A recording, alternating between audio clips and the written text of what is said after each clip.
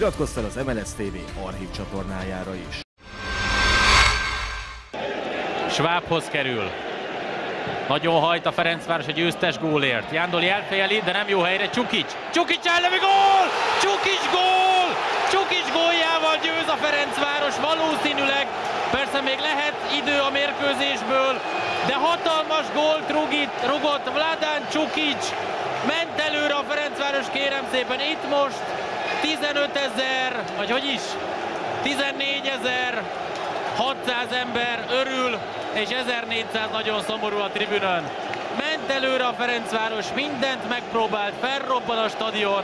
Vladan Csukics pedig gólt rúg. Csak bejött, amit akartak. Az íveléseknél csak oda pattant a labda valaki elé. Így Schwab ívelése. Jándoli rossz helyre fejeli. Csukics. Balajca, megint nem volt sansza. Jándoli rossz helyre fejelte, talán még ott ő harcolt Bödével. Csukics pedig dropból, pattanás után, ugyanúgy, mint Szomália a léc alá.